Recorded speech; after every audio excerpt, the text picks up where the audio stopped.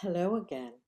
Grace chatting here with the next in the series of Beyond Surviving Life with an Alcoholic or a Difficult Marriage. And this one is the focus is on creating boundaries that protect your voice and your identity. You may remember last time we were talking about the difficulties of, having lost a voice and needing to reclaim your voice. So if you haven't watched that, go and watch that video. You'll find it helpful. So the point is, as you reclaim your voice and start to build confidence in your decisions, because we talked about having to, that you lose trust in yourself and you lose trust in your own decision making because of maybe you've made poor choices. And maybe you've made mistakes and got things wrong. And we said you're allowed to do that. But the next essential step is setting boundaries. And if you've been used to not having very clear boundaries between yourself and other people, whatever way that works, it's not useful and it's not helpful for relationships. So boundaries, they're not walls, but they're bridges to safely, to for clarity and self-respect. And they define where you end and someone else begins. And it may be that you've allowed someone else to dominate and take charge of your boundaries. And also it may be that you've intruded in someone else's boundaries as well. And, well, why does it matter? Well, relationships affected by alcoholism, in those kind of relationships or any kind of addiction, boundaries are often blurred or repeatedly violated. And you may have been conditioned to overgive, overfunction, be over responsible, or absorb blame to keep the peace, or as we said, just constantly be quiet, not speak up to keep the peace. That's a kind of a fawning, and so having boundaries and understanding boundaries help to interrupt these old patterns, which indeed do need to be identified and interrupted and changed, if basically by establishing a new rule, which is this: I will no longer abandon myself to accommodate others.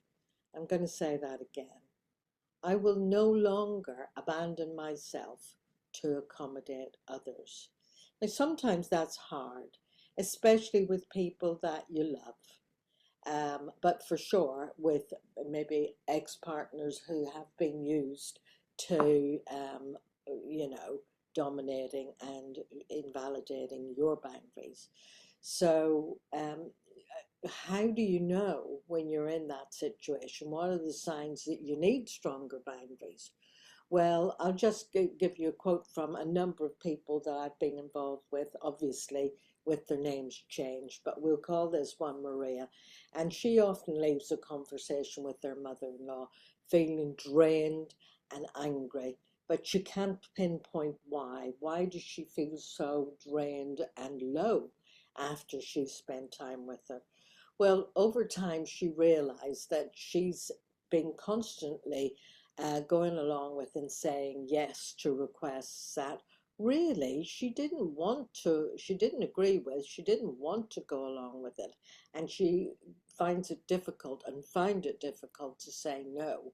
And so she would say yes and agree, but then deeply, deeply resent it.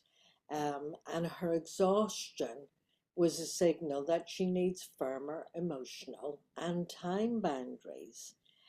So many of you may find yourself in that sort of a situation, not just with your ex as being, but that you continue to allow other people to take up too much of your time, take up too much of your head space, and take up just too much more than you are willing or able to give. And that kind of tiredness and exhaustion being around people or situations, that is an indicator and a signal that you may be having fuzzy boundaries.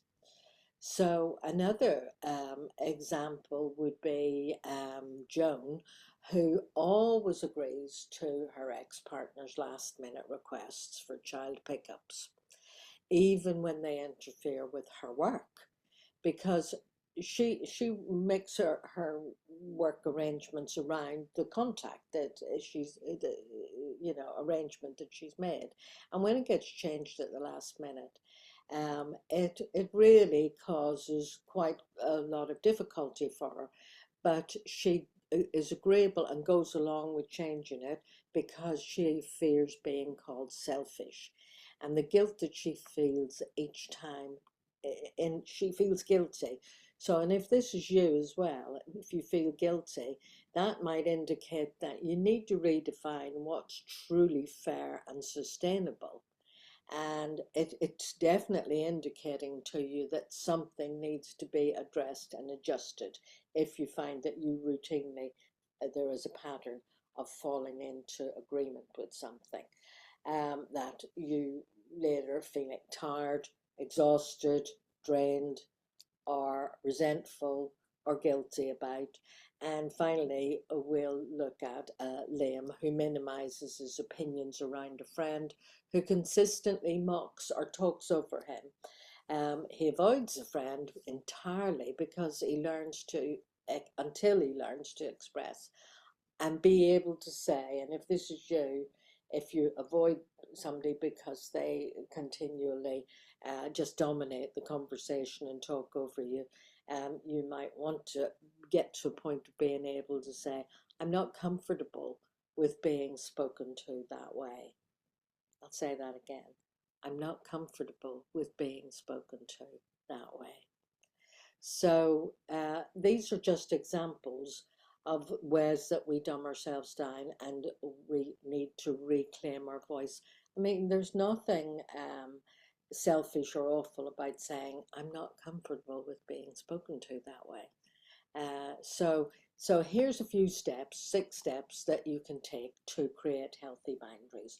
So first of all, define your limits, because the thing is, people don't, not all people intend to or intentionally invalidate or step over your boundaries. It just often happens that you've not been clear and they don't realize they've done it. So you have to allow that they're not mind readers, and you have to define your limits. So, for example, after years of emotional caretaking, one of my clients, Rachel, that's not her real name, she took a moment to list behaviors that triggered resentment. What was it that made her feel, a tendency to feel resentful? And she realized that she tolerated last minute phone calls late at night and constant venting without reciprocation from her ex-partner, or even friends who just did verbal dumps with her. And writing these things down, where were the times and people that she felt those things with, helped her to identify it and helped her to name her limits and to say, I'm not comfortable with having these conversations late at night. Um, my preference would be to talk to you some other time. But actually, so number 2 is to speak boundaries clearly and kindly. For example, I'm not available to talk after 8 p.m. And sometimes uh, like this client, you can expect anger, but instead, um, you know, sometimes people, if they're used to you just being available anytime and every time, they may be a bit confused at the change, and there may be silence, but you have to stick to it. And that conversation, I'm not available to talk until after 8 o'clock. That becomes a milestone of courage and self-respect. So number 3 is expect resistance from some people. Some people won't like it. They won't like it if this is new behavior for you, and where you used to just allow people to take your time and pose on your time and do verbal dumps with you. Um, you know, it's totally up to you to take personal responsibility to change it. And what I've had a number of clients who tried to set boundaries with mother-in-law, father-in-law, ex regarding unannounced visits, and they get defensive when you want to change it. But if it's people who just arrive unannounced in your home, it's okay to say we need notice before visitors come over. And over time, you educate people how to treat you, how you expect to be treated respectfully. And you can do this without being hostile or nasty or horrible. And it does take courage if you've not been used to speaking up and speaking out. And some people won't like it. So you do need to set consequences and follow through. For example, uh, somebody else that I know, Julia, her friend just kept ignoring her request not to gossip about her ex. You may have friends who want to tell you all about your ex, and you don't want to hear. And saying, I don't want to hear about my ex. I don't want you sharing personal information. It's not terribly dramatic, but it's compelling. You have to protect your own peace by stepping back, and don't share your personal information with somebody who's sharing somebody else's personal information with you. So that's the consequences and the follow through. You need to protect your energy. So sometimes you can notice yourself feeling tense after you've spent time with a colleague, maybe somebody who complains a lot. And, just gradually stop accepting those invitations if that's the way it is, and prioritize your own emotional well-being. Notice the people who are a bit like psychic vampires and just withdraw from them if you're not able to actually say, I'd prefer not to hear all that. So number 6 is to practice boundary maintenance. And at first, it can seem like a struggle to tell your teenage son that you're not available to talk when you want to meditate or do your yoga, or have a Zoom session with a friend, and somebody expects to have your ear just at the drop of a hat. It's okay to say, I'm not available. I'm sorry, speak to me later. But if you're consistent, uh, most people, once they realize you're expressing a need, they will respect your space, and you'll feel more grounded each day about it. So the common challenges to boundary setting is guilt. Guilt has a loud voice. Have you noticed? Guilt has a loud voice. And, especially sometimes um, if one of your children borrows money from you, you don't like to say no. And if you do say no and they get upset, um, you just have to let them know that you can't do that, and you need to know that you've done the right thing. So really, it's fear of upsetting people and feeling guilty, imagining that you have upset people. But people don't have to get upset with you. You can worry that if you say no, that you'll be abandoned and disapproved of. If you're always the one that turns up, shows up, says yes. But the ones who care stay and appreciate your honesty. They don't abandon you. They appreciate that you were being open and honest with them. So old conditioning that you've had in other relationships can whisper, you're not allowed to say no, but you are. And each time you do, you rewrite your story and you're rewriting a new story. So some affirmations that are useful for you to practice and you know, even say them out loud and say them to yourself in the mirror so that you get the feel of what it's like, and you realize you don't have to look stony, but you can soften and say it softly. It's and say to yourself, it's safe for me to take up space. That was a big one for me, as a, a not quite adopted child but fostered, and realizing that I didn't actually belong in that family and I was a bit there under sufferance. I had to learn it's safe for me to take up space, and even in conversations, it's safe for me to take up space. I find often where there's a group of people talking and there are men talking, there does tend to be a gender issue where men will tend to dominate the conversation and the women kind of get marginalized. And I have had to learn, rather than feel really resentful or angry or excluded, I had to learn to say, I've got something to say, and to indicate, and mostly, you know, the people involved, the men involved will register that because they're not mind readers and they haven't been aware that maybe they tend to dominate and exclude women in conversations. So another affirmation can be, I can say no without apologizing, without saying I'm sorry, and giving a whole run of um, explanations for it. I did come across in my recovery a quote in a book, which I'll just tell you.